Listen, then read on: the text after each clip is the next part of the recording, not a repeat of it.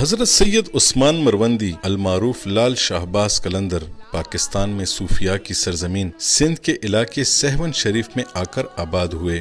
لال شہباز قلندر کے آبائی علاقے کے بارے میں دو مختلف روایات موجود ہیں۔ ایک روایت کے مطابق وہ آذربائیجان کے ایک گاؤں مروند میں پیدا ہوئے، جبکہ بہت سارے لوگ انہیں افغانستان کے صوبہ قندھار کے علاقے میون سے بھی منسوب کرتے ہیں۔ کئی تحقیقکاروں نے اپنے مقالوں میں اس بات کی تصدیق کی ہے کہ لال شہباز قلندر کے والد سید کبیر الدین کو کئی برس پہلے خواب میں ان کی ولادت کے بارے میں بشارت ہوئی تھی۔ حضرت لال شہباز قلندر نے 7 سال کی عمر میں قرآن پاک حفظ کیا اور بہت کم سنی میں ہی عربی اور فارسی پر عبور حاصل کر لیا۔ کم عمری میں ہی پہلے والدہ اور پھر والد کا سایہ سر سے اٹھ گیا۔ حضرت شاہ جمال مجرد آپ کے روحانی استاد یا مرشد تھے، جن سے آپ نے کسب فیض کیا۔ آپ باعمل صوفی تھے۔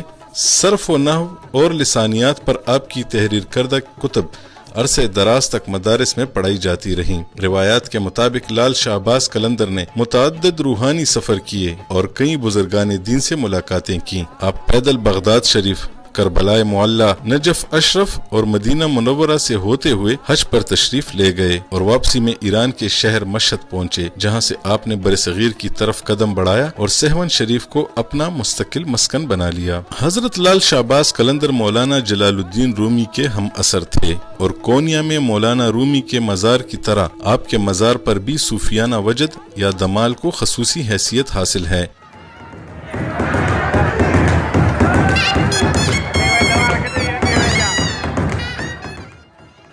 آپ کی تاریخ وفات 1274 بتائی جاتی ہے۔ ہر سال شعبان کی 18 سے 20 تاریخ تک آپ کا 3 روزہ سالانہ عرس منایا جاتا ہے، جس میں دنیا بھر سے لاکھوں معتقدین شریک ہوتے ہیں۔ حضرت سید عثمان مروندی المعروف حضرت لال شہباز قلندر جیسے اولیاء کرام کی آمد کے وقت اس خطے میں بت پرستی اور ظلم کا دورہ تھا۔ ان اولیاء کرام نے اپنی تعلیمات اور کرامات سے یہاں کے لوگوں کے دل بدل دیے اور یوں اسلام کو یہاں پر غالب مذہب کا درجہ حاصل ہوا۔ یوں تو حضرت لال شہباز قلندر کے بعد ان کے بہت سے جانشین یا گدی نشین گزرے ہیں، تاہم ان میں سے جن کے نام اور مزارات ابھی بھی سخی سرور کی کافی یا بیٹھک سے متصل خانقاہ میں موجود ہیں، ان میں حضرت روشن علی شاہ، حضرت دربار علی شاہ، حضرت امان علی شاہ، حضرت خاکی شاہ، حضرت محبوب علی شاہ، حضرت قطب علی شاہ، حضرت شمشیر علی شاہ، حضرت دیدار علی شاہ اور حضرت نادر علی شاہ شامل ہیں۔ کافی سخی سرور میں موجودہ گدی نشین سید محمد عارف شاہ ہیں۔ حضرت لال شہباز قلندر کے مزار سے چند قدم کے فاصلے پر واقع اس عمارت کو عام طور پر کافی سخی سرور کہا جاتا ہے، جس کی باغ ڈور سنبھالنے والے کو مرشد کہا جاتا ہے اور مریدوں کو ملنگ۔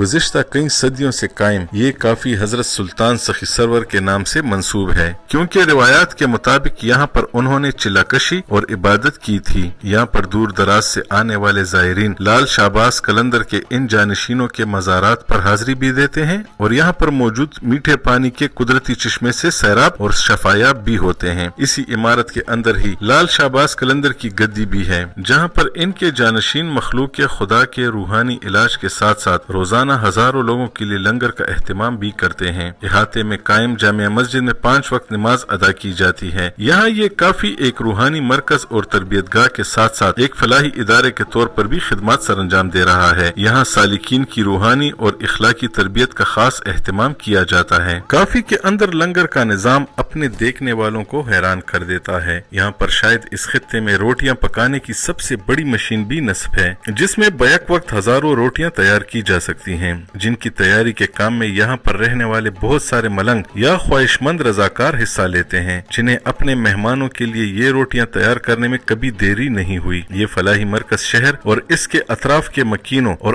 آنے والے زائرین کے ساتھ ساتھ درجنوں اسکولوں اور مدارس کے ہزاروں طلبہ کو گرمی کے موسم میں برف اور پینے کا صاف اور ٹھنڈا پانی مفت فراہم کرتا ہے۔ یہاں پر بے ہنر افراد کو ہنر سکھا کر باعزت زندگی گزارنے کے قابل بنایا جاتا ہے۔ مریضوں کے لیے مفت مشورے اور ادویات کا انتظام بھی موجود ہے۔ کافی میں مدفون حضرت لال شہباز قلندر کے جانشینوں جانشینوں میں حضرت سید نادر علی شاہ سب سے زیادہ عرصہ یعنی 1931 سے لے کر 1974 تک اس مسند پر سرفراز رہے، جن کا تعلق خیبر پختونخوا کے ضلع صوابی میں گندف سے تھا۔ اپنے بچپن کی خاص نیک خصلتوں کی بدولت 22 سال کی عمر میں ہی وہ اپنے گھر سے تلاش حق میں نکلے اور اسی سفر کے دوران انہیں اس منصب پر رہنے کے لیے چن لیا گیا۔ خواب میں بلاوا ملنے کے بعد وہ سہون شریف میں جانشینوں کی اس کافی یعنی بیٹھک میں پہنچے، جہاں پر ان کے پیشرو حضرت دیدار علی شاہ کو پہلے ہی سے ان کی آمد سے آگاہی ہو چکی تھی۔ یہ اہم منصب سپرد ہونے کے بعد حضرت نادر علی شاہ نے یہاں پر قیام کے دوران